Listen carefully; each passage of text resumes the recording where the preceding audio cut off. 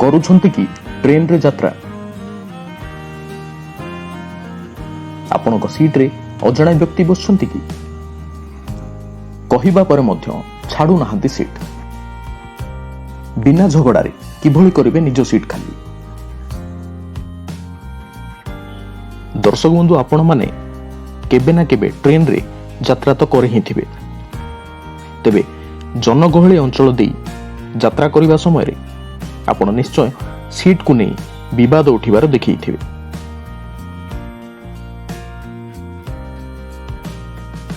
ବେଳେବେଳେ ଟିକେଟ ଆପଣଙ୍କ ନାଁରେ ଥିବା ସତ୍ତ୍ୱେ ମଧ୍ୟ କିଛି ଲୋକ ଆପଣଙ୍କ ସିଟ୍କୁ ଛାଡ଼ି ନଥାନ୍ତି ଏବଂ କିଛି ଦୂର ବସିବୁ, ଆଗ ଷ୍ଟେସନରୁ ଓହ୍ଲେଇ ପଡ଼ିବୁ, ଏଭଳି କିଛି କହି ଆପଣ ବୁକ୍ କରିଥିବା ଟିକେଟରେ ଅନ୍ୟ ଲୋକ ଯାତ୍ରା କରିଥାନ୍ତି। ତେବେ ଆସନ୍ତୁ ଜାଣିବା ଏଭଳି ସମୟରେ ଆପଣ କ'ଣ କରିପାରିବେ, ଯାହାଦ୍ୱାରା ଆପଣ ବୁକ୍ କରିଥିବା ସିଟ୍ ଆପଣଙ୍କୁ ମିଳିବ। ତେବେ ଦର୍ଶକ ବନ୍ଧୁ, ଆମେ ଯଦି ଭାରତୀୟ ରେଲୱେ ବିଷୟରେ କଥା ହେବା, ତେବେ ଭାରତୀୟ ରେଲୱେ ଏସିଆର ସବୁଠାରୁ ବଡ଼ ଏବଂ ସାରା ବିଶ୍ୱର ଚତୁର୍ଥ ବଡ଼ ସବୁଠାରୁ ରେଲୱେ ସିଷ୍ଟମ ଅଟେ।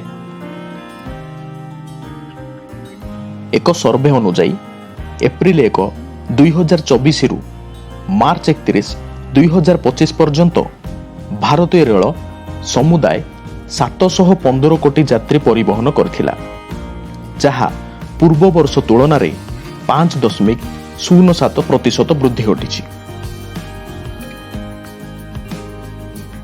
ଆପଣ ଶୁଣି ଆଶ୍ଚର୍ଯ୍ୟ ହେବେ, ପ୍ରତିଦିନ ପ୍ରାୟ 2 କୋଟିରୁ ଉର୍ଦ୍ଧ୍ୱ ଲୋକ କେବଳ ଭାରତରେ ରେଳ ଦ୍ୱାରା ଯାତାୟାତ କରିଥାନ୍ତି। ତେବେ ନଭେମ୍ବର 4, 2024 ମସିହାରେ ଭାରତୀୟ ରେଲୱେ କେବଳ ଗୋଟିଏ ଦିନରେ 3 କୋଟିରୁ ଉର୍ଦ୍ଧ୍ୱ ଯାତ୍ରୀ ପରିବହନ କରିଥିଲା, ଯାହାକି ଏକ ରେକର୍ଡ ମଧ୍ୟ ଅଟେ। ତେବେ ଏତେ ପରିମାଣରେ ଲୋକ ପ୍ରତିଦିନ ରେଲୱେକୁ ବ୍ୟବହାର କରିବା ଦ୍ୱାରା ଲୋକଙ୍କୁ ଟିକେଟ ମିଳିବା ମଧ୍ୟ କଷ୍ଟକର ହୁଏ, ଯାହାଦ୍ୱାରା ଲୋକେ ବହୁତ ପୂର୍ବରୁ ଟିକେଟ ବୁକ୍ କରିଥାନ୍ତି ଏବଂ କିଛି ଲୋକ ଟିକେଟ ନ ମିଳିବା ଦ୍ୱାରା ରିଜର୍ଭେସନ ସିଟ୍ ଉପରେ ଯାତ୍ରା କରିଥାନ୍ତି। ତେବେ ଯଦି ଆପଣ ମଧ୍ୟ ଏଭଳି କିଛି ଅସୁବିଧାର ସମ୍ମୁଖୀନ ହୋଇଥିବେ, ଯେଉଁଥିରେ ଆପଣ କରିଥିବା ରିଜର୍ଭେସନ ଟିକେଟରେ ଅନ୍ୟ କେହି ଯାତ୍ରା କରୁଥାନ୍ତି ଏବଂ ବାରମ୍ବାର କହିବା ପରେ ମଧ୍ୟ ସିଟ୍ ନ ଛାଡ଼ନ୍ତି, ତେବେ ଆପଣ କିଭଳି ଭାବେ ନିଜ ସିଟ୍କୁ ନେଇପାରିବେ ଜାଣନ୍ତୁ।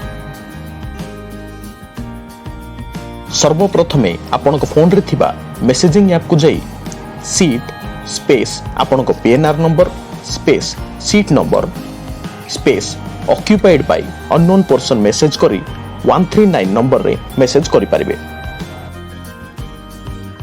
ଏହା ସହ ଭାରତୀୟ ରେଲୱେର ରେଲୱେ ମଦଦ ଆପ୍ରେ ମଧ୍ୟ ଆପଣ ନିଜ mobile number PNR number submit କରି କମ୍ପ୍ଲେନ୍ ଇସ୍ୟୁ କରିପାରିବେ, ଯାହାଦ୍ୱାରା କିଛି ସମୟ ପରେ TT ଆସି ଆପଣଙ୍କ ସିଟ୍ ଖାଲି କରାଇ ଦେଇପାରିବେ।